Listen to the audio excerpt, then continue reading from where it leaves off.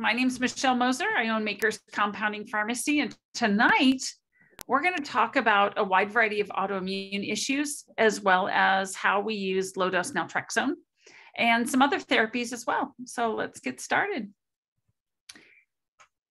What I find really interesting is that, probably 60, 70 years ago, well, maybe not even that far back, there really weren't that many autoimmune diseases to speak of.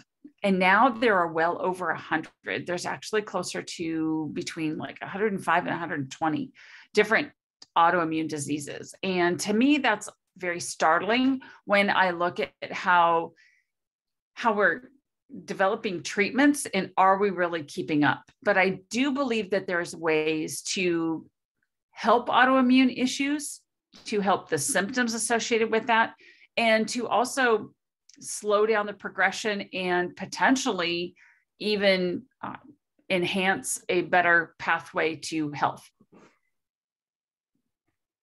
So we're going to talk a little bit about those.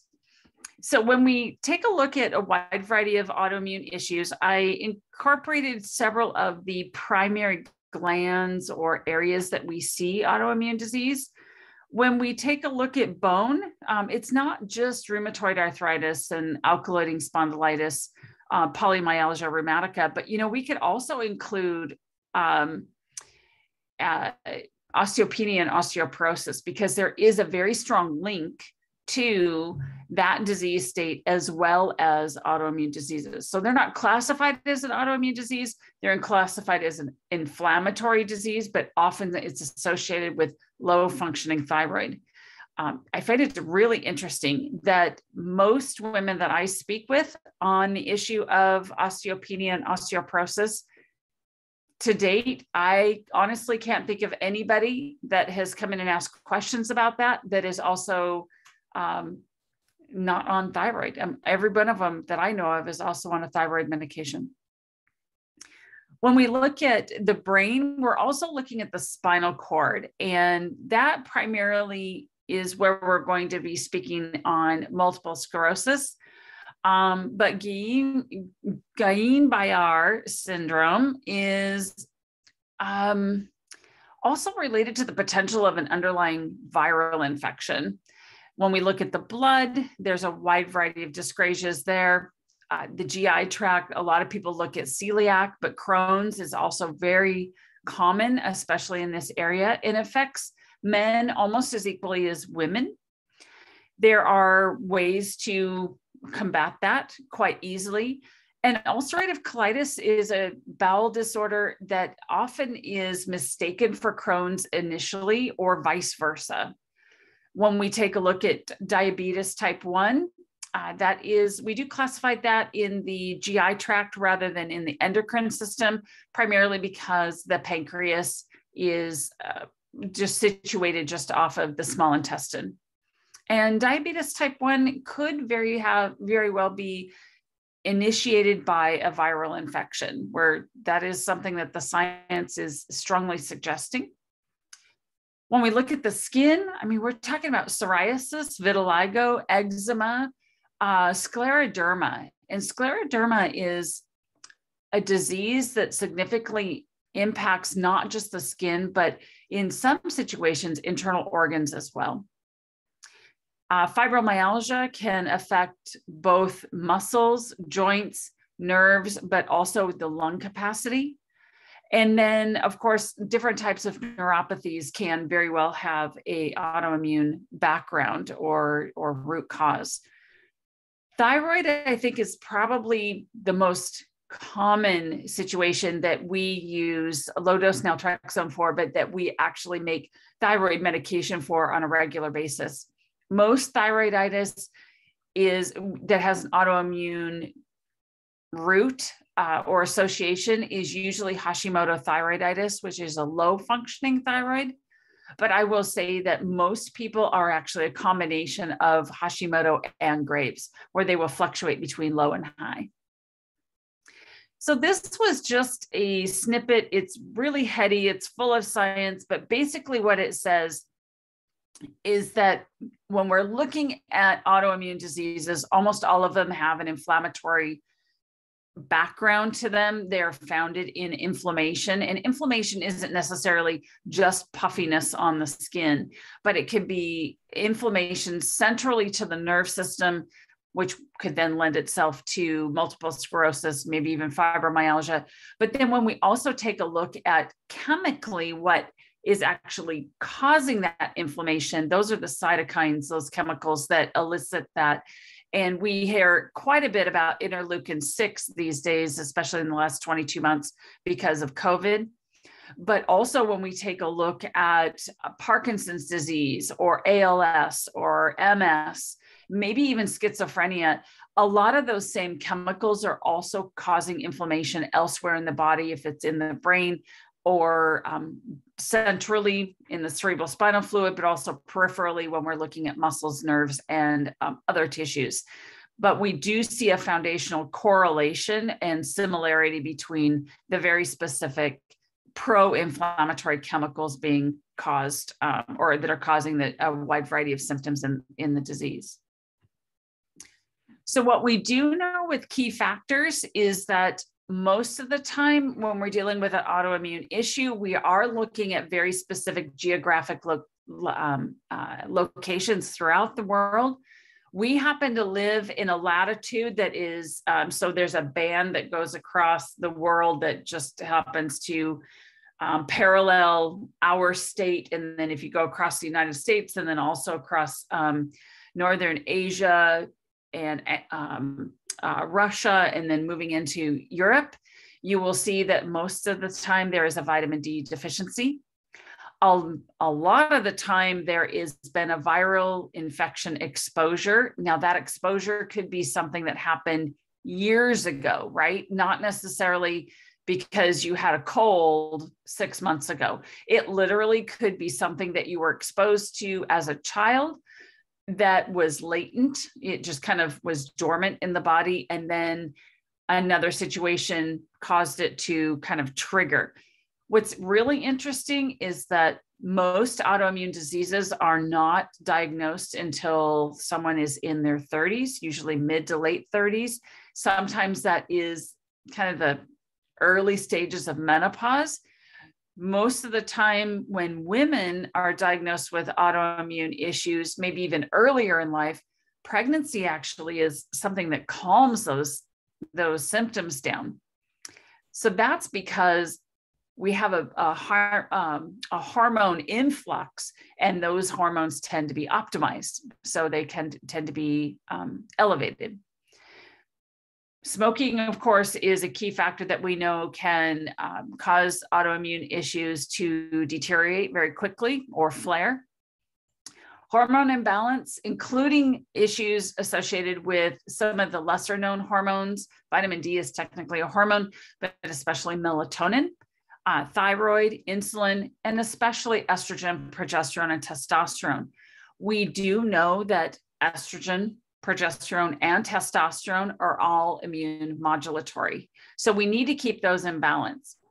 So if someone is perimenopausal, meaning those years before menopause, or if they're moving into menopause and then after menopause, they seem to see more symptoms associated with their autoimmune disease.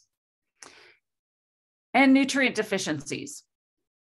Those can, a lot of times, are B vitamins, but can also be some of the other metals like magnesium, manganese, whether we're looking at boron, selenium, other things like that. And those, the beauty of nutrient deficiencies is that's a really easy test. It's a blood test that can be done to identify exactly what those are. And anytime you do some testing, that's powerful knowledge, right? That is information that you have that you can then make choices for yourself. And sometimes it means the difference between taking very specific types of nutrients and maybe not necessarily just bombarding your body with a lot of things that it may not necessarily need. So there is a huge connection between what's going on in the gut and specific triggers for autoimmune disease. If you're eating foods that you may have a sensitivity to, maybe you don't realize it, or even just a true allergy and you cheat, you can actually increase cortisol, which can spin everything out of control, which can then increase inflammation in the body. And stress is just awful. It is just kind of one of those things that triggers everything. Hormone imbalance absolutely can associate with the increase in symptoms, even flares, and a lot of times specific diagnoses. Pathogens, which could be virus, it could be fungus, it could be bad bacteria, and environmental toxins, they tend to elicit symptoms in similar ways. Environmental toxins can be things that... Hi, can somebody mute themselves, please? Thank you so much. So environmental toxins can show up in the same situations where maybe the toxin is actually sitting in tissues, or it can be sitting in joints, and through a stressor situation, then all of a sudden pop up. And the same thing with pathogens. It's really interesting how when we take for granted what is going on in our gut and that it's healthy, and it's really not, we can again test for that to see exactly what is there, what should be there but isn't, or what is there and shouldn't be there. But then also the metabolic key factors that are necessary to not only flush out excess hormones, excess fats, excess proteins, or the metabolites that we then produce after we have metabolized our foods through the liver, through the stomach, other places like that. And anytime that we're not sleeping well, so, sometimes diet doesn't allow us to sleep very well, stress doesn't allow us to sleep very well, hormone imbalance can certainly throw off sleeping patterns, but even things like cell phones and computers, those electrical pathways can absolutely change the way we sleep and can change our ability to get into REM sleep, which is very protective, but also nourishing. So that's something that we should always look for, is to drop into REM sleep. So if you don't remember, if you ever dream, that might be a clue that maybe we need to look at some of the medications like melatonin, vitamin D, or maybe cortisol's too high and perhaps you're not getting into REM sleep. Of course, there's certain medications that can always cause issues. Benzodiazepines, which are commonly prescribed to help us sleep or to help us calm ourselves, help with anxiety, things like that. They can, and all the sleeping medications can actually change the pathways in the brain that then become dependent on that medication in order to sleep. And so it's kind of a catch-22, whereas you're using the medication to help you sleep, but yet you're going to have a hard time sleeping without the medication. But what we do know is that those medications then can change the way our natural calming chemicals and calming pathways to help us get into sleep. We may not be able to do that. And gut dysbiosis literally means that you don't have a good mixture of the good guys and hopefully not too many of the bad guys, so that you can then further metabolize your foods, your beverages, and also sort out all of the toxins that you breathe in or take in through your skin, and then flush out in the fecal material. So we're going to talk a little bit about testing. I'm looking at the chat. I don't see any questions. So if you do have questions, feel free to pop those into the chat. You can literally hit chat and then type away. So genetic testing is one of the parameters that I like to present, because a lot of times people ask questions. Well, there's a family history of thyroid issues. Does that mean that I'm going to have a thyroid problem? Or there's family history of a lot of cancers. Am I going to have that issue as well? And we can literally determine where you're at. So 3x4 genetics is one of my favorite genetic tests. And it's literally just a cheek swab. It comes in this really cool package, and you take it out and you literally swab the inside of this cheek and the inside of this cheek. And then you put it all together and you fill out your information, you send it off. And a few weeks later, you get that information back. And it shows you 36 core insights. And what those mean is that it will determine for you how healthy your brain is and how healthy your spinal cord is, how healthy your liver and internal organs are. But it also takes a look at what type of exercise should you even be participating in?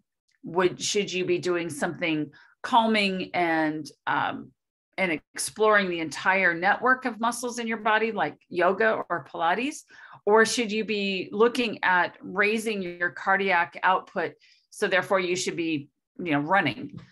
Well, not everybody should be doing all of the above. And sometimes our muscles and our joints don't allow us to do everything we'd like to do. So having this information with genetic testing can be very, very helpful. It can also look at what is inflamed, what is the bad kind of inflammation, what is the good kind of inflammation, and also our metabolic pathways. Metabolic pathways are really important to look at because, so let's say you take a multivitamin and a B complex. Well, maybe genetically you don't actually change your B vitamins so that they can become available to the cell. Well, if you don't change them, then you need to be making sure that you take activated or methylated vitamins. But if you do change them, then you really shouldn't, because what we do know is that overburdening the body with methylated methylated vitamins can actually feed some cancers. So there is a question in the chat. Does this test offer action based on results?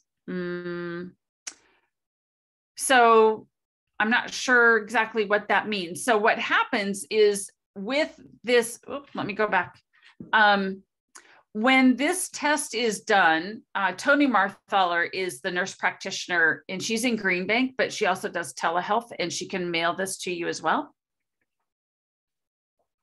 The results are literally, I remember it being like 15 to 20 pages deep. And it literally says, you don't metabolize salt very well, so please don't take in a lot of salt, because that can significantly change heart issues and cardiac results. Well, maybe you don't metabolize caffeine very well either. And that again can have an impact on cortisol levels. So the results aren't just, hey, here's a bunch of pretty colored full information on a bunch of papers. Tony actually goes through and talks to you before you do the test. And then she will go through page by page, everything that is showing up on that. And then she gives you suggestion as to, if you want to change this area, this is what your list of options are. So with that type of counseling along with the tests, I think it's incredibly helpful. I know that this has lent insight into people who have had years and years and years of issues, so that they can make really good choices for themselves. And then Scarlett actually mentions some of those as well. So Tony Marthaler, you can actually Google her to find her information. She is fantastic, and the test is fairly reasonable. It's about $500 for the test and her counseling on that. So with all of the information that's provided, it's very reasonable. So when we take a look at genetics versus epigenetics versus what's going on in environment, so we're born with a set of DNA, but what we're born with is not necessarily the same set of DNA that we die with, because there are some pieces that are interchangeable. That doesn't mean that 100% of it changes. That's not true. Some of it can change, and some of it does change. And some of that changes, literally we can substitute out some of the amino acids, because of environmental impact, because of hormone changes, even situations of nutrient deficiencies and things like that can actually change what happens with our body. That doesn't mean that just because I have gray hair now, I wasn't born with gray hair. My hair actually was really dark, but this is not a genetic change. My tendency to turn gray was definitely genetic, but I could have changed that in some degree, not by going to my hairdresser, but literally if I had known very much earlier in my life, I could have changed cortisol levels significantly, thyroid levels, and some other things, and perhaps actually slowed down the gray. That's just one of those funny little things. We see the same thing with male pattern baldness or just female pattern baldness. The autoimmune disease alopecia, where you can start losing hair, not just on your head, but on other parts of your body or completely on your body. And sometimes that is a genetic issue that we can identify and then use medications to slow that down or even change the outcome of that. Now, it may not be something that you use medication for short term and then you fix it forever. You may have to use the medication for long term, but we do know that sometimes environmental factors, nutrient factors can have a significant impact on what you'd like to see your health outcomes be. In other words, you have this set of data, you've got this set of genetics. We know we've been exposed to XYZ, but we can actually use these nutrients, these medications to no longer feel as many symptoms. So when we look at the correlation between what is going on in the gut, a gut dysbiosis, or if we are genetically predisposed to be gluten intolerant or even celiac, those can have genetic changes, but it is also important to identify those so that we can have better health.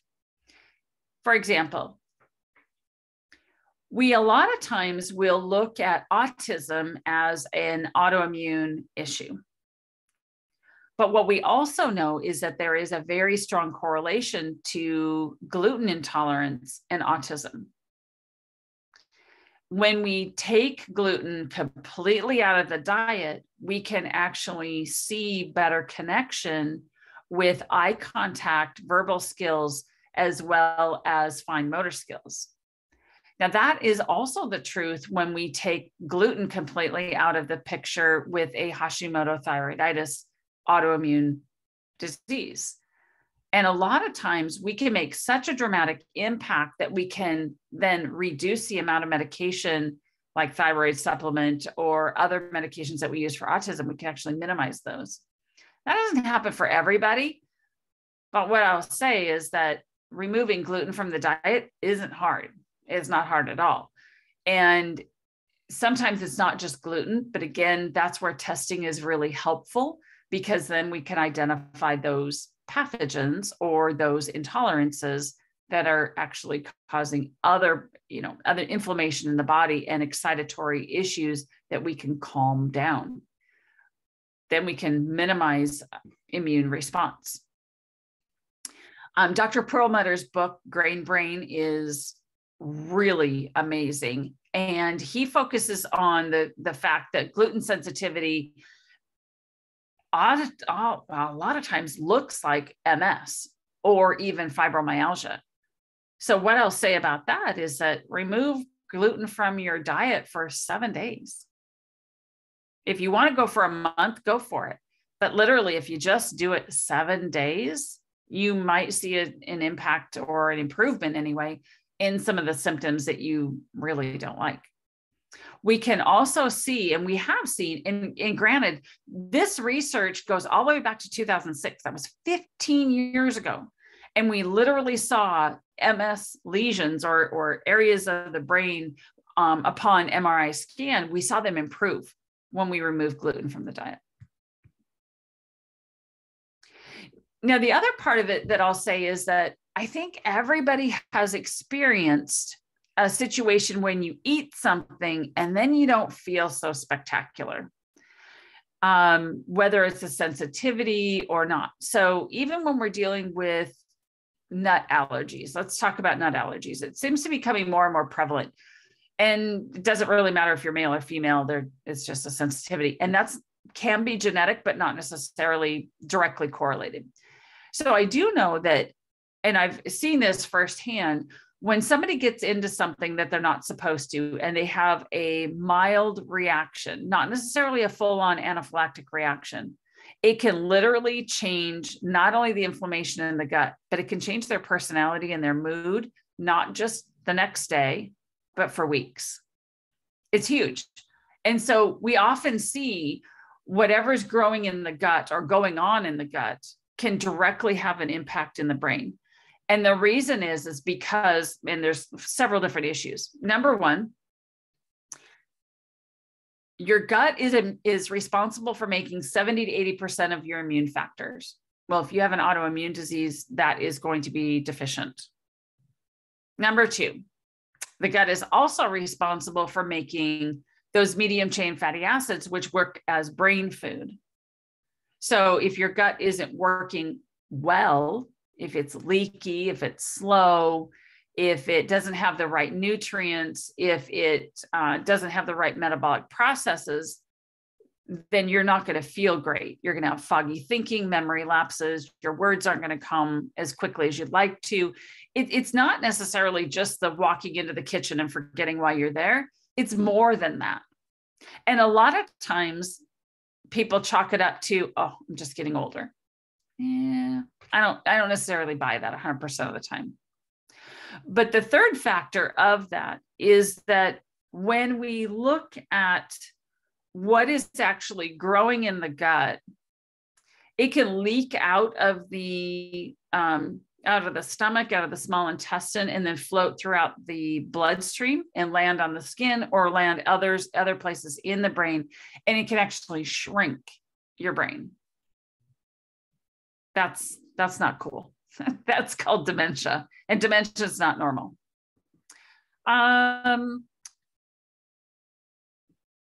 Let's see. Does anybody have a link to Tony's website?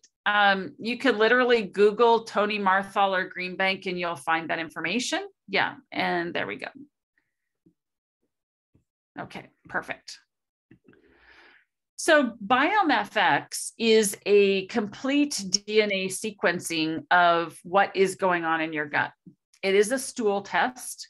It is literally a complete test. So what you see there is the kit, and it looks at not only the specific pathogens, the microbes of what is there, but it also evaluates what's not there.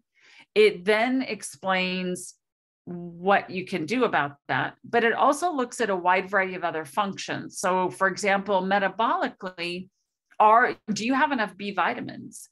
Do you have enough hormone? Because you have estrogen receptors and progesterone receptors in your gut. It also takes a look at what root issues can be addressed and how to address them so that you can improve irritable bowel syndrome or irritable bowel disease, Crohn's disease, ulcerative colitis,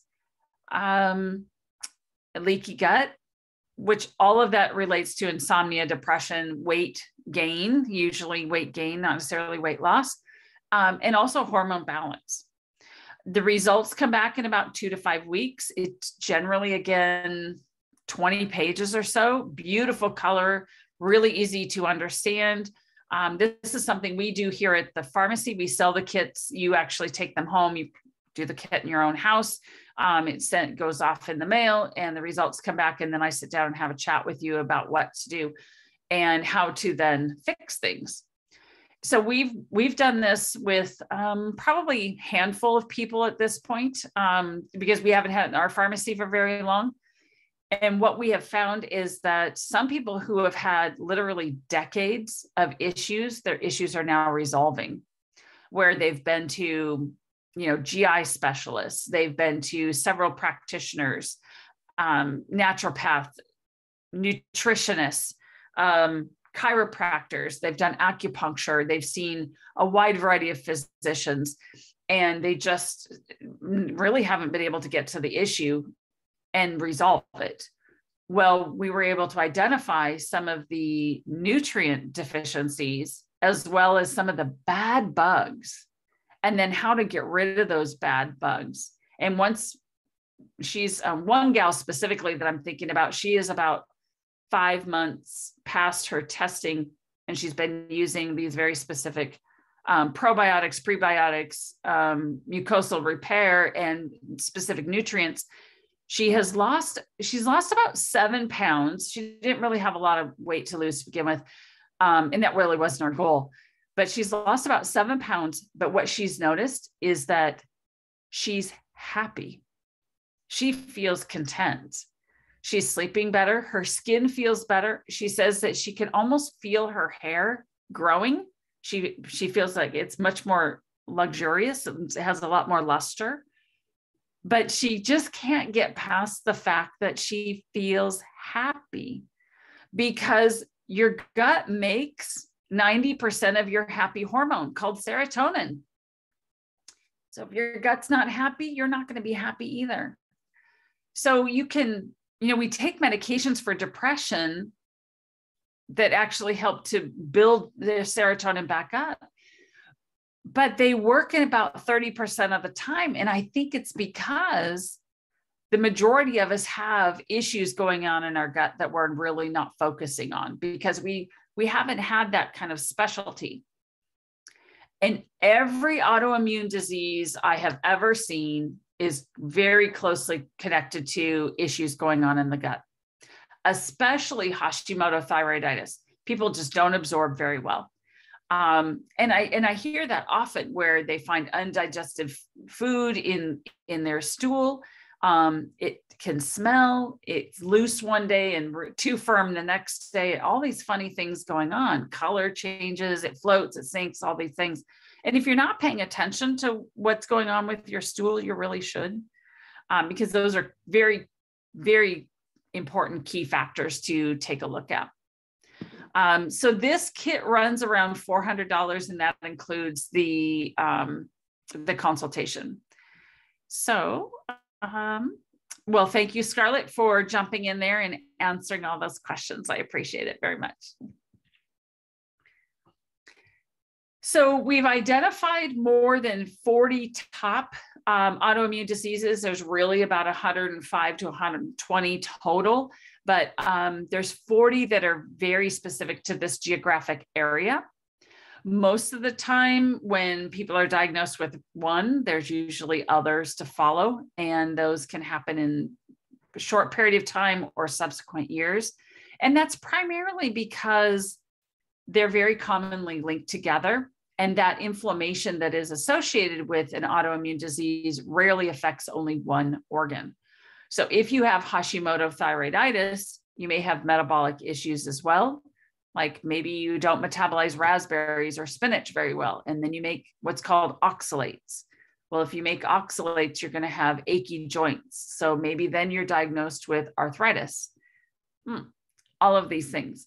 Same thing with fibromyalgia. That one is kind of a catch-all. I see a lot of diagnoses of fibromyalgia that could be separated into more specific diagnoses or disease states.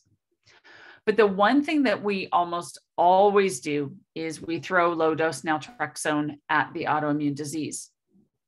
And the reason is because it is such a low dose, low side effect, low risk, low cost medication. It's just a great place to start. So with Hashimoto thyroiditis, that means that the thyroid's not functioning very well. There are specific ways to diagnose that. But what we do know is that low dose naltrexone can actually help improve the function of the thyroid. It actually decreases the amount of antibody that's around, and therefore it can't attack any other organ as well. But then it helps the thyroid to function much more effectively. And a lot of times we can reduce the amount of thyroid hormone that's needed to continue with the disease. And a lot of times people are like, I don't really have a whole lot going on, which is great. But I will say, if you're on low dose naltrexone and things look absolutely fabulous and they're getting so much better and you stop it, it all comes right back. Because LDN doesn't cure anything. It just helps reduce the inflammatory markers and all of that. Oh, I'm really glad to hear that Tammy is doing so much better and feeling amazing. That's fantastic. We have literally at this point, thousands of success stories with low dose naltrexone. It's just a really interesting molecule. I've been a pharmacist for 34 years, and I will say it's to this date, it's the most fascinating molecule I've been playing with. So much so that in the last 5-6 years, I have focused a lot of my educational avenues on low dose naltrexone, and I'm a medical volunteer for the LDN Research Trust, and I'm also now a certified LDN Master Specialist. So it's been kind of cool. With Crohn's disease, though, this is again an autoimmune disease associated with the small bowel and a little bit the large bowel, but primarily the small bowel. So the small bowel is about 30 feet long. It's separated into 3 different sections. So there's a small section that comes right off of the stomach. Then there's a middle section, and then there's the ileum, which is the majority of the small intestine, and that kind of winds around before it then dumps into the large colon. And the large intestine is primarily functions as to remove water out of the fecal material and put it back into the body. It really doesn't have too much more function. So primarily metabolic issues, metabolic processes happen in the liver and also in the small intestine. And the small intestine is responsible for pulling nutrients back out of what's the material that's in there and sending it elsewhere in the body. There's a lot of hormone receptors there, including insulin receptors. Different enzymes work in the small intestine as well. But when we take a look at Crohn's disease, it's a really nasty disease. So a lot of times ulcerative colitis, Crohn's disease, people literally have 15, 20 bowel movements a day. Most people do not leave their house because they can't. Most of the time, those bowel movements are very, very loose, and there's a lot of cramping. It can be a very painful disease. But you could also imagine that the body then tends to waste because you're not getting any nutrients from your foods to then be metabolized and distributed to your body. Dr. Leonard Weinstock and Dr. Jill Smith are 2 individuals who have done a lot of work on low-dose naltrexone and Crohn's disease. And this paper specifically, which was written quite a number of years ago, they were able to use low-dose naltrexone in a course over 16 weeks, 4 months. They had 89% of those people responded and 67%. So literally almost 70%, almost more, 2/3 of the individuals achieved disease remission. That doesn't happen with traditional medications. It just doesn't. But this is an FDA approved medication. It's just FDA approved in higher strengths, and those higher strengths work completely differently than what low dose naltrexone does. So we don't use the large doses at all. We use little teeny weeny doses. And that, what I mean by that is 0.1 milligram up to 4.5, maybe even 6 milligrams at the most, but we just don't use a lot of it. So earlier we were talking about where different autoimmune diseases put, the organs that it's affecting. And so MS, we see a lot of brain lesions. So we'll see changes in the actual gray matter of the brain, and we can literally see areas that have become hard or cracked, and that will change nerve conduction. And what happens is with MS specifically is that the outer coating of the nerve, the myelin sheath, is damaged. And so the electrical impulses are not conducted all the way down the wire, all the way down the nerve. And it can cause muscle issues. It can cause joint issues. Literally, the body can stop working in certain areas. It is more prevalent in women than men, and especially in this geographic area. Now, what we know about MS is that when we can identify nutrient deficiencies and we use low-dose naltrexone, we can help rebuild the myelin sheath. We may not be able to rebuild it 100%, but we can at least support it to the point where people return to normally functioning lives. But once they stop those treatments, it comes back. There's no way to cure it. Low-dose naltrexone doesn't cure anything. It just literally tricks the body into working much more efficiently in the way it's supposed to through chemical reactions.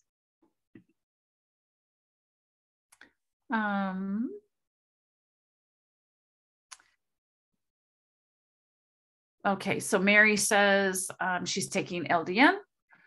Today when she made an appointment for colonoscopy, she told them that she was on LDN and that they would need to do a different anesthetic. And okay, and why? Mary, that is a fantastic question. Thank you very much for bringing that up. And the reason is, and so lichen planus is literally a skin infection. It gets kind of ripply. It looks like moss almost on the skin. And it can feel weird. And sometimes it can be painful and it can be irritating. And it can usually happens in really smooth tissues, like on the inside of the gums, in the cheeks, in the labia, and even in the rectum. We've seen that. So low-dose naltrexone works to help modulate the immune system, decreases inflammatory markers. But what it also does is it will block pain receptors. So when you go in for a colonoscopy, a lot of times they put you, they kind of let you go off into twilight sleep, right? So they kind of put you under a little bit. Well, most of the time the anesthesia that they're using, because, they're putting a scope up a one-way street going the opposite direction, right? So yeah. And a lot of times they're going to bump walls and that can be painful. Well, a lot of times they actually use a little bit of narcotic pain medication. Well, if you're on LDN, it'll block that, which means you'll hurt. So they don't want that to happen. So you can do one of two things, Mary. You can either stop your LDN for a couple days before your colonoscopy, and then literally after you get home, just start taking it again. So you'd be off your LDN for a couple days. Or they can use a different medication, a different type of pain medication that doesn't hit the same receptors as like fentanyl and morphine and hydromorphone. Those are the same receptors that LDN hits. They might use something like ketamine, but a lot of times it's just easier to let them do their thing and just be off LDN for about 2 days. But again, and especially if you're dealing with something like lichen sclerosis or lichen planus, either one of those, if you're off for 2 days, you're probably not going to see a significant slide in your, going back downhill in your symptoms. Whereas if you had Hashimoto thyroiditis, or if you were dealing with fibromyalgia, that might be a little bit more significant, where we could actually see, more symptoms crop up. So those are your choices. And if you don't remember what those are, give me a call, or call the store and we can get through that. So this is just kind of a cartoon, sorry, to get back to MS. This is kind of a cartoon as to how, what the nerve fibers actually look like. And so that yellow area, that is the myelin sheath that is disrupted with MS. Michelle, there was another question in the chat from Tammy. She Yes. asked, is there an advantage to going from 4.5 milligrams of LDN to 6 milligrams for gut and Hashimoto's? Mm-mm. The reason why I say some people go up to 6 is that when we're dealing with chronic pain issues or people who have not only autoimmune, but maybe they've had an accident, they have muscle, joint, bone damage that is causing significant problems. Maybe they're immobile. They have significant damage. We actually split their dose. So they do it twice a day. And that's why we go up. But I would say the majority of the time with autoimmune disease, we don't go above 4.5 milligram. We haven't really seen too much advantage going above. In fact, sometimes a disadvantage where some people have more vivid dreams or maybe more slowing of the GI tract or irritability in the GI tract. So that's why we wouldn't necessarily go above. And the other part of it too is not everybody gets to 4.5. Some people actually do better at 3.5 milligrams. We have a lot of people on 2 milligrams. So that's the beauty of low dose naltrexone. More isn't necessarily better. Sometimes less is better. There's another question that just came through. Evie asked, can Michelle talk about homeopathy for autoimmune diseases? I am not a homeopathy expert. I can talk about nutrients, I can talk about hormones, but I don't specifically work with homeopathy or homeopathic remedies. I leave that to the naturopathic experts. Specifically, Susan Azar is an herbalist. Stacey Wallace is an herbalist. Emily Sharp, Mariana Wright, Carrie Hardy. Those, Carrie Wine, Rebecca Wilhelm, those are some of my favorite individuals that are much more familiar and much more of an expert. I try not to step over my boundaries. I'm not going to even try to really look at areas or speak on areas that I'm not super familiar with. That's not why you're here tonight. There's a couple other questions coming through. So Timmy asked again, if we go off of LDN for a few days with Hashis for surgery, is it okay to go back on our full dose or do we need to dose back up? So that again is a very, very good question. It's a question that we get on a daily basis. So the answer to that is if you're only off for, let's say, 3 days and you're not using pain medications after surgery, then you can jump right back into where you were, whatever magic dose or your happy dose, wherever that was, you can just restart that, no problem at all. If you have been off of your LDN for longer than, let's say, 2 weeks, you're going to want to start at a much lower dose and slowly increase that dose again. So we can talk to your doctor about getting you another escalation or a taper kit. It makes it so much easier to do that. Or we can do that with a liquid as well. So the bottom line is 3 to 7 days, you can usually go back to your previous dose, your previous happy dose. If it's longer than that, you need to start all over at the bottom. And then I will say, sorry. Oh, go ahead. I will say that this makes me think of something else is that during some of the last LDN Research Trust seminars, we actually have some people that, some physicians that address specifically autoimmune issues like fibromyalgia, for example, where they may be taking low dose naltrexone for, let's say, 4 months, and they still don't feel like they're getting much out of it. So they literally stop LDN for a month. And then we started them way back at the bottom, maybe even lower than where they were. And then all of a sudden, things just all of a sudden start clicking. And then within 3 to 4 months, we actually see huge changes. And what's interesting is that fibromyalgia is very common. It's very common in women, especially around here. But I don't think it's just one issue. I don't think fibromyalgia is the same cause and the same symptoms, but I think that the treatment is very similar, that we can always use LDN, or the majority of the time use LDN. But a lot of times folks with fibromyalgia have other things going on as well. And a lot of times there's a hormone imbalance that we also need to address, a micronutrient imbalance that we need to, especially deficiencies that we need to boost up. And those are where we see dramatic changes. But I will say that the people that I'm thinking of, they're all on LDN as well, because we have to reduce those inflammatory markers. Go for it, Scarlett.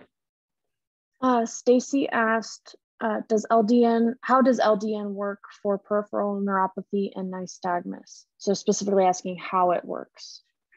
So it actually works on 3 different mechanisms in the body. It reduces the pro-inflammatory chemicals, so those cytokines that actually cause inflammation. And inflammation short-term is actually a good thing in the body, but not necessarily long-term. And a lot of times the body just forgets to turn it off. And so they just keep making all of these pro-inflammatory chemicals. And that kind of inflammation can erode everything from the myelin sheath on a nerve. It can actually impinge and cause inflammation in muscle fibers, which can then pinch nerves. You can also see inflammation and settling where you see a increase in fluid in joints. But when we're specifically looking at areas of the body that have very distinct boundaries, so the kidneys are a certain shape and they're a certain size. The eyeballs are a certain shape and a certain size. The brain is a certain shape and a certain size. So anytime you increase inflammation there, you have a lot of symptoms. It just doesn't, they don't have any place to go. They've got to stay within their walls. And the same thing with nerves, then you get this fire sensation because we're trying to send electrical nerve impulses and they kind of dead end or they fray and they go in different directions and it causes fire. That burning is awful. But when we're dealing with nerves of the eye or nerves that go to specific areas of the brain, that inflammation can be crazy. It can not just cause problems there or a lot of symptoms right specifically there, but also other places. So LDN reduces the chemicals that cause that inflammation.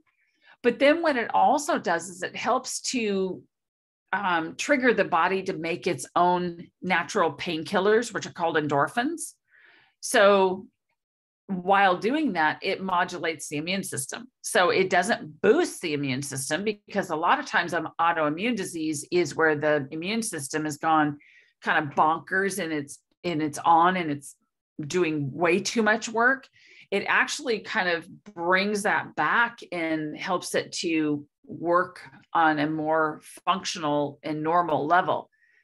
And then lastly, it intermittently binds to the same pain receptors that we use opiate medications and synthetic opiate medications for. So when you intermittently bind those receptors, you actually feel less pain. So LDN works on at least 3 major pathways in every disease state, everything that you would use it for. And because all of this happens at the cellular level, that's why we use LDN for so many different areas, is because whether we're using LDN for cancer, that's still an inflammatory problem, or we're using it for an autoimmune disease, that's still an inflammatory problem, or we might be using it for depression, that's technically an inflammatory problem. So is diabetes. So it works in all of these, what we may not think are connected, but foundationally they are. So there's one more question that has come through, and Christina asked, if LDN causes vivid dreams that feel distributive to sleep, can it be taken at another time of day with or without food and other supplements / meds? So when LDN causes vivid dreams, and it may disrupt your sleep, when it causes vivid dreams, we know it's working, because that's actually an area of the brain where you're dropped into REM sleep, rapid eye movement sleep, which is restorative. And it is best to take LDN at night. Usually the vivid dreams pass in 5 to 7 days. So it may not necessarily be an issue long-term. I will say when there is situations where somebody has PTSD, even a few days of disrupted sleep with vivid dreams is too much to handle. So then we can move it to the morning. It doesn't have to be taken with or without food. We do have to be careful of other medications that it is swallowed at the same time. We just want to make sure that you're not swallowing it with your thyroid medication, because depending on where you have it compounded, it can impact other medications as well, either decrease their absorption or speed up their absorption. And we want medications to work the way they're supposed to. So yes, low dose naltrexone can be taken in the morning. It is optimal to still take it at night, but there are some occasions where that's not going to work. So that's a great question. Should we move on? Yep, that's it for now. Keep putting them in the chat if you guys have questions. If there's an easy link that I can send you to point you in the right direction, I'll do that. And then when Michelle gets to a break, we'll address it. Okay, so it's 7 o'clock. So I want to be mindful of everybody's time and be respectful. So I'm not going to rush through these, but we'll go a little quicker. But still, if you have questions, holler out. It's okay. So when we're looking at treatments for some of the autoimmune diseases, we can a lot of times look at hormones that are natural to the body and use those to our advantage, especially when, you know, a lot of times women aren't diagnosed with MS until they're in their mid-30s. Sometimes a little bit earlier, absolutely. But the majority of the time they're in their mid to late 30s or later in life. And that is usually a function of hormones that are decreasing as well. So if we can measure those, usually in saliva, and figure out exactly where you're at, then we can replace just what's necessary. Estriol is the third metabolite of the estrogen cascade. So we make 3 estrogens in our body. Estriol is the weakest, but it's also very protective. It is the primary hormone in the amniotic fluid that surrounds baby as baby is growing when we're pregnant. It is also kind of considered like anti-cancer in a way. But we also know that when we use estriol in higher doses, it can actually reduce inflammation and protect and help rebuild that myelin sheath. And then I noted a couple of another medication that is useful for aminopyridine is commercially available. It is very expensive. We've actually compounded very specific doses to individualized to specific needs. And then biotin is a B vitamin that, you know, over the counter, you don't get a very big dose. Thorne makes an 8 milligram, and I think there's a 16 milligram out there. But we can compound it in huge doses, 100 to 300 milligram, and it's a great antioxidant. It has positive effect on symptoms. So it reduces symptoms. It actually reduces progression of the disease as well. And we see improvement over time. Okay, so there's a caveat with biotin. If you have Hashimoto thyroiditis, if you have any kind of low functioning thyroid, you have to be very careful about taking biotin before you have your thyroid labs drawn, because it can change the outcome of your thyroid labs. We don't want that. So this is a journal that was developed and written and specifically on the use of LDN in MS. And if you ever need copies of anything like this, let us know. We can send them to you electronically, or we have paper copies as well. But whenever we're dealing with autoimmune disease, just like anything else in life, it's important to hit balance. Balance is key. So when we look at hormones, you know, hormones can be out of balance in your 20s. In fact, I just did a saliva test on a, how old was she? This one was 22. Okay, so a 22-year-old, you're thinking, you know, what could possibly be wrong, right? So she's height weight proportionate. She's about 5'7". She weighs about 135, 40 pounds. And, you know, she is a typical college student. So God only knows what she eats, right? But basically, she had all of these crazy symptoms, anxiety like crazy. She was climbing the walls to the point where she had social anxiety. She had GI disturbances. One day she didn't know if she was going to be in the bathroom all day long, or maybe for a week she wouldn't actually be able to go to the bathroom. But she also noticed that it was directly impacting how her skin felt and how her hair felt. But she really was not feeling good. She had foggy thinking. It was messing with her sleep. So she came in, we did a saliva test. We're like, okay, her naturopath literally sent her over. Hey, let's do some testing. We did a saliva test and come to find out at 22 years old, she basically doesn't have any estrogen and she has very little progesterone. Her cortisol is high in the morning and at bedtime, and which is also significantly impacting thyroid. So the doctor actually ran the blood thyroid panel and noticed that her thyroid wasn't working very well either. So gave her some progesterone to help her sleep, gave her some cortisol manager to help bring those cortisol levels down, some adaptogenic herbs throughout the day so that she could feel calmer, less anxiety, less depression. And she didn't really want to gain any weight. She didn't really want to lose any weight either. She felt really good in her body, but it's only been maybe 9-10 days since she picked up her prescription for some hormones, and she's feeling amazing. So that doesn't happen that quickly, but she feels so much better than she did. And that is something that I think is really important, because commercially available hormones are available in just a few strengths, and one size does not fit all. In fact, one dose may be very different for you when you are in your 40s versus your 50s or 60s. So, and maybe even they're different dosing in wintertime versus summertime. It's important to test, because if we don't test, we don't know. And then we don't know what to put back.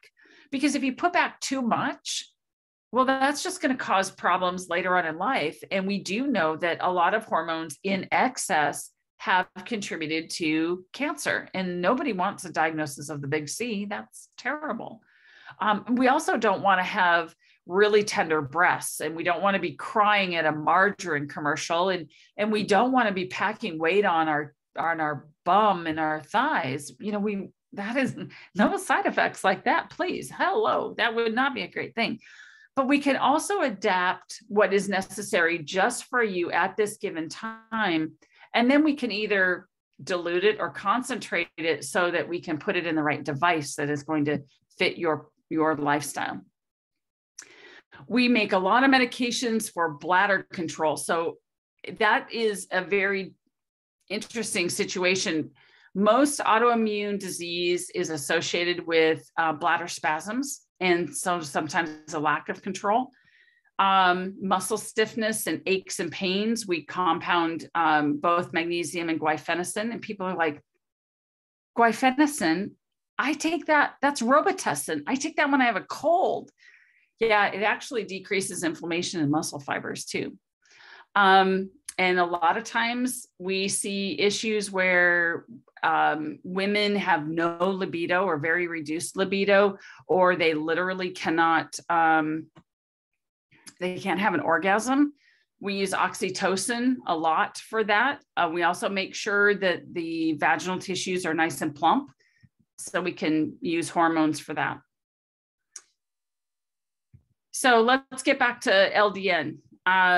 And this is specifically on multiple sclerosis, but there's a wide variety of other autoimmune controlled trials as well. You know, there's over 900 articles that are written on low-dose naltrexone.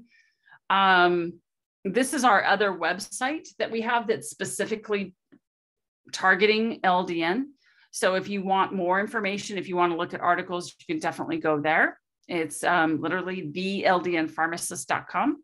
And we also put up little videos, and we put up information about supplements that can also support that.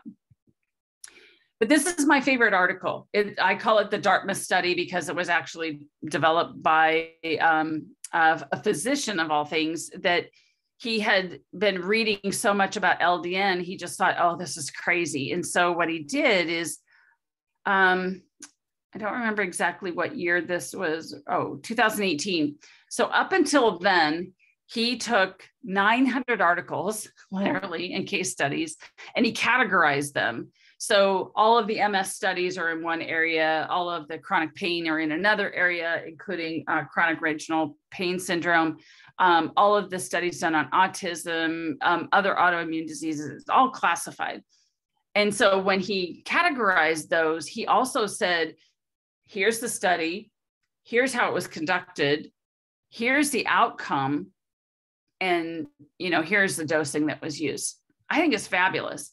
It is one of my most favorite articles to hand out, because a lot of times as a patient, if you want to take low dose naltrexone for your autoimmune issues and you go to your doctor, they a lot of times will look at you and blink like a deer in headlights, or they're like, oh, I don't know anything about this. I don't write prescriptions for this. Or you get this, you're not a heroin addict, so why are you wanting this medication? It's like, no. We're not talking about naltrexone at its traditional doses. We're talking about naltrexone in teeny weeny doses, low dose naltrexone. So if you want more information about low dose naltrexone, please Google low dose naltrexone. If you just type in naltrexone, you're going to get information about alcohol overuse syndrome and heroin addiction and things like that. And that's not the information that you're looking for. This is the information that you're going to be looking for. Since 2018, there's probably another, 30, 40 articles that have been written, not only case study, but research, solid core research. In fact, LDN is being studied in COVID as well, because we're finding that a lot of people who are on LDN are not catching COVID. And that's because it modulates the immune system. Okay, Scarlett, I'm watching the numbers creep up in the chat. Yeah, so there's quite a few questions. The first one is from Tammy. She asked, can LDN be taken with iron at bedtime, or is this a reason to take LDN in the AM? I've been taking my T3 and T4 when I wake up in the middle of the night, so I can take LDN in the morning. Well, okay, so let's talk a little bit about that. So thyroid usually cycles normally, regularly in the body somewhere around 5, 6, 7 o'clock in the morning. LDN can be taken at night. It can be taken with iron. And of course, be really careful about the type of iron that you're on, right? You want to make sure that it's going to be absorbable, that it's not going to cause extreme gut issues. You don't want to be bound up. You don't want to have black tarry stools that, that only happen once a week. You want to be able to poop every day. That's really important. If you take your low dose naltrexone in the morning, if you're using our capsules, you can take them an hour after you take your thyroid medication. Because like Hashimoto thyroiditis, a lot of times you're also not metabolizing your foods very well. So a lot of times you need digestive enzymes, but that's also very, very common with almost every autoimmune disease, is that the gut just isn't functioning normally. And we can identify that on the BiomeFX test as well.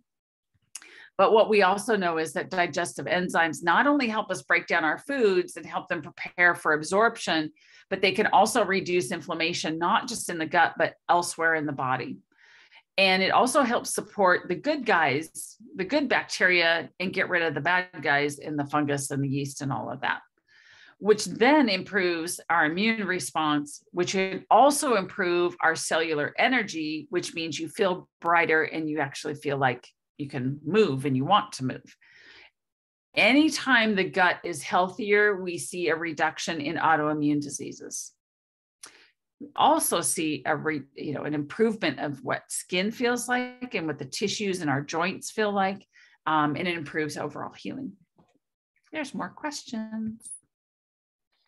Yes, so I'm frantically typing to get to you guys, so please be patient as Michelle is answering the rest of your questions. I put the website for the LDN pharmacist in the chat. Someone asked, are we able to get that compounded magnesium directly from you? No, you have to have a prescription. Everything we make has to have a prescription, but we can give you the recipes so that you can ask your doctor for it. Yep, I also put the link for the Dartmouth study in there. That was the next question. I'm answering Stacy. She asked, what do I need to do to get started on LDN? That's a good question for everybody to hear the answer to, as well as what I'm typing to Stacy. Yeah, so we, basically, you're welcome to pick up information. We have handouts, we have articles, we have dosing protocols that you can take to your physician and say, this is what I want to do. And a lot of times, if you have a good relationship with your professional, they will ask you some questions. And of course, they can always be directed back to us. They don't have to talk to me specifically. I mean, we have 3 other pharmacists that are very well versed in LDN. So it doesn't necessarily have to come directly to me, although I am very happy to speak to providers as well. But it is such a game changer in so many different lives that the bottom line is that it's such low risk. It's like, why not? A 9-week LDN kit, which is literally 2 doses of LDN. You slowly increase over 9 weeks to go from 0.5 to 4.5 milligrams is $73. And that's cash out of pocket, no insurance. We don't bill insurance. But we give you a claim form so that you can do your own thing. Okay, so the next question is, can LDN be taken with binders? Binders? Yeah, I'm not sure. Christina, would you mind clarifying that for me in the chat? We have to put fillers in the capsules. But you can't just put LDN in a capsule. There's no way to weigh it out. Sorry, binders like charcoal for mold toxicity. Thank you, Christina. Oh, yes. Okay, I see what you're saying. So usually they're taken at different times of the day. So usually, whether it's charcoal, DMSA, ALA, bismuth, all of those, gut biome disruptors or just gut disruptors, those are usually taken at different times of the day, not necessarily just at bedtime.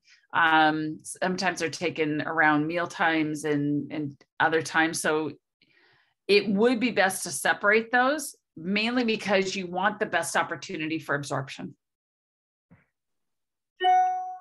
Okay, so the next question is, can LDN improve symptoms of PTSD? Yes, I've seen it with my own eyes.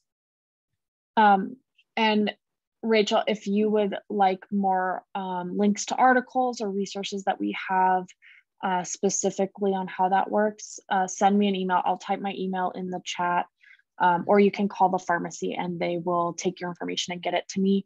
But I'd be happy to forward you guys some links. We're slowly trying to get them up on the ldnpharmacist.com. But I'm one person, so it's happening as quickly as I can compile those lists of links. So I'm happy to send those to you in the meantime while we're building that out. The next question is from Christina. She asked, do we get the BioX test from you? I think she's talking about Biome FX. Yes. Yeah, we have those kits at the store.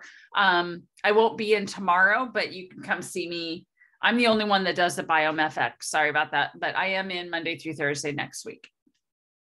And then I'm off until the Monday of January. So I'm taking the week between Christmas and New Year's off.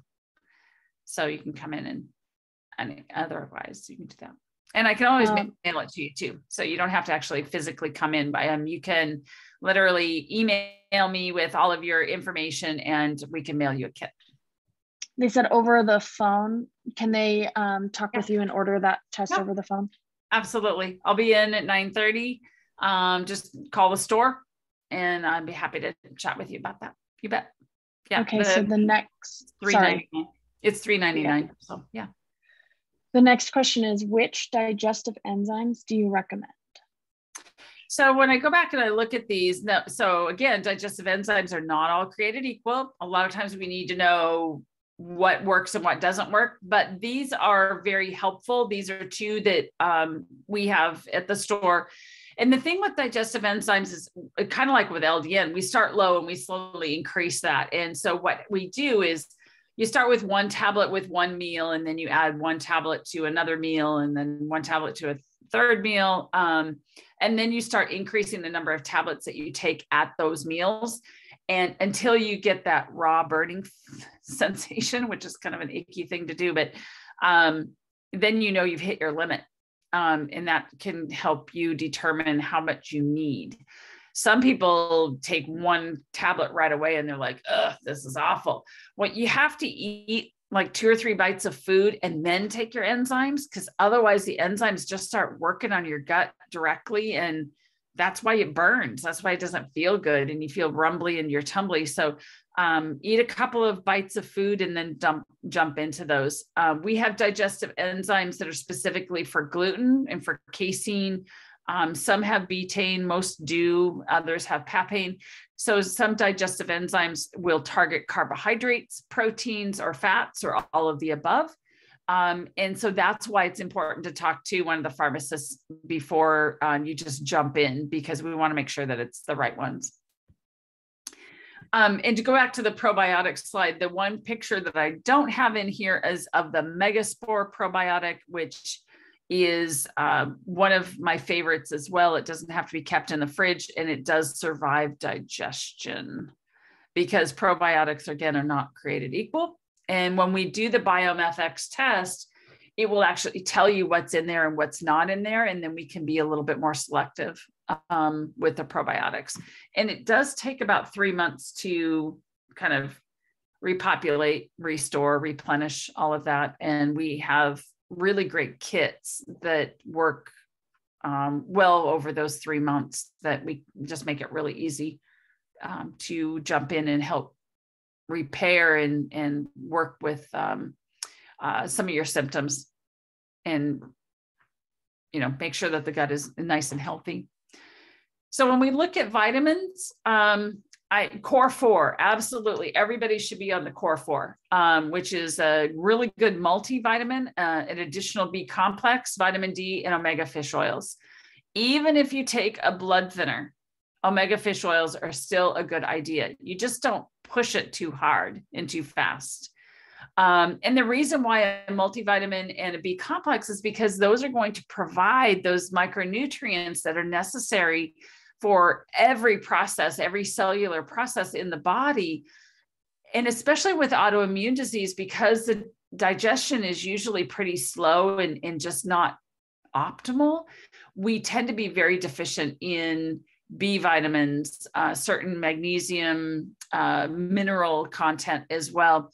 And if you don't have those, well, then the muscle fibers suffer. The cells suffer. We age faster. We just don't feel very good. And that affects our brain, that affects our muscles, it affects our internal organs, especially our heart and our liver. So we want to make sure that we are replacing those when necessary. So when we're talking about vitamins and nutrients, I'm going to pick on Costco for just a brief second. I don't like Costco brands. And the reason is it really doesn't have to do with the quality. It's just that you shouldn't be buying your vitamins in buckets. It's going to last you for a whole year. Every time you open the cap, you're allowing oxygen to get in there and get trapped in there, and it can actually change and degrade your vitamins. Yeah, sure, they're a lot less expensive, but are you really doing yourself any good? So are you literally throwing your money in the toilet and pulling the chain? You're flushing it every time. So buy your medications. You're allowed your prescription medications into a 90-day supply. So your vitamins and supplements, if you're spending your really good hard-earned money on that, don't buy them in containers larger than a 3-month supply. You want to make sure they're as fresh and they're as potent as possible. Be mindful of your budget. Absolutely. Buy the best quality that you can afford. And that is really important, because these are being taken to support your issues, to help you have a better quality of life and to feel healthier so that you can do all the things that you want to do as you age. And certainly anything short of that is, it's a waste of time. And literally time is the only commodity that we can't produce, right? Once it's done, it's gone. And that can be really limiting, and it shouldn't be that way. So look at the best product that you can. If you have questions as to whether or not what form of, like magnesium, for example, people say, oh yeah, I take magnesium. Well, but I have diarrhea from it. Well, that's probably magnesium chloride or magnesium oxide. So, there's taurate, malate, citrate, glycinate. Glycinate's my favorite, especially with autoimmune issues, because that glycine will actually pop off and help soothe the lining of the gut. So you actually absorb better, starts the healing process. And magnesium is calming. It's necessary in over 400 chemical reactions in the body. I mean, estradiol is mandatory in over 400 chemical reactions in the body too. But these vitamins and minerals are essential. They are absolutely necessary in today's world. We don't get it out of our food. Our foods are processed. They're turned over very quickly. Even if you ate organic, most people don't eat enough vegetables. You should be eating 4 to 6 cups of vegetables a day. That sounds like a lot, but it's really not. At least 2 cups should be raw, and the rest can be steamed or preferably oven roasted or put directly into your smoothies and stuff. More questions? Yes, definitely. Okay, so let me find where we left off. Oh, somebody asked, is LDN something that people are typically on temporarily? Depends on what you're trying to cure or take care of. I shouldn't say cure. Sorry, that's not the right word. We have people that have been on LDN for over 20 years, because especially when you're dealing with autoimmune issues, if you stop LDN, it all comes right back, because LDN doesn't cure anything. So if you're able to, but if you're taking it for, let's say, chronic pain, chronic regional pain syndrome. So let's say, some people have been in a serious accident and their foot is all mangled and their ankle is twisted sideways and they're not able to walk and they're in chronic pain.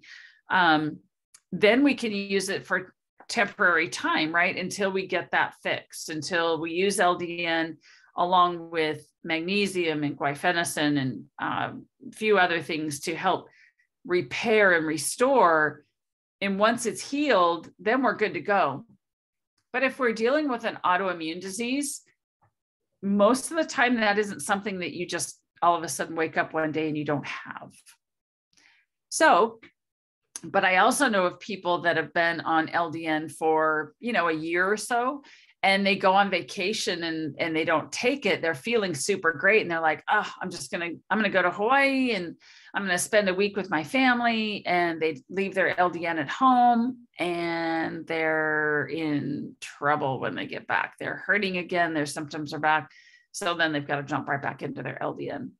And that is one way that that it's actually working. Maybe you don't feel like it's doing anything. So why don't you just stop for a while and see what happens? I mean, I don't like to do that. I know people that are taking LDN for chronic pain. They take a little bit in the morning, a little bit at night. And when they don't take it, if they forget a dose, they can feel it. It just comes roaring back. So I will say that most people are on LDN for a while, maybe even years and years and years. Stacy, if you'll just let me know if that answered your additional clarification. It's not habit forming. It's literally not habit forming at all. It has been very safely taken for years. In little tiny doses, we don't see changes with liver or kidney function. Yeah. Okay, so the next question was magnesium with or without food. I think that they were asking, should you take magnesium with or without food? Doesn't matter. It doesn't really matter. Magnesium citrate, oxide, chloride tend to have more diarrhea. Magnesium citrate, if you have kidney disease or if your kidneys don't function very well, magnesium citrate is a better option. But most of the time, especially for autoimmune, we're using magnesium glycinate. Magnesium taurate and malate are other forms. Magnesium taurate, if you have heart issues, that's probably a better form, but it doesn't matter. I take magnesium before I go to bed because it helps me relax. If anybody has restless leg syndrome, literally take 2 or 3 magnesium tablets before you go to bed. It's magic. It really works amazing. And we can use it topically. You can buy magnesium gel over the counter. Or even there's another one that's kind of a paste. It's kind of a creamy paste. And it's literally like Epsom salts. That's what Epsom salts is, by the way. It's magnesium. So you pour that in your bathtub in a nice hot bath, and it helps to relax everything. But please hydrate. Drink a lot of water after your bath because it will pull water out of your body, and you don't want to be dehydrated. That's going to cause more problems. So that's all the questions that I've seen so far. If I missed your question, please feel free to unmute yourself. It was rapid fire there. So I want to make sure that I didn't miss anybody. You're always welcome to email me. I'm going to type my email in the chat right now. Or, you know, like I was just typing to Stacy, everyone that I work with at Makers has an intense passion for patient care, advocacy, and education, like these events. So if you call the pharmacy on any day, you will get somebody that cares about you, that will help connect you with the right resources. You don't have to necessarily email me or Michelle, but we are happy to be your point of contact if that's what you feel comfortable with. Absolutely. And that's very, very important. Makerscompounding.com is our website. And from there, you can actually type in, reach a pharmacist or pharmacist consultant. That's my personal email there. You can also look us up you can instant message us. You can dig us up on our website, whatever is going to work best for you. You can also just directly call the store. We're happy to help. Absolutely. So here we are. We ran half hour over. So thanks so much for sticking with it tonight. It's certainly my pleasure to bring information to you. I do my absolute best to research some of those questions that have come in. And I will say that it is literally you are my inspiration. You are the individuals who I consider every single day that help me write my articles for the paper, but also that bring topic that is very relevant, that you're very curious and very interested in. And that's how we develop our seminar series.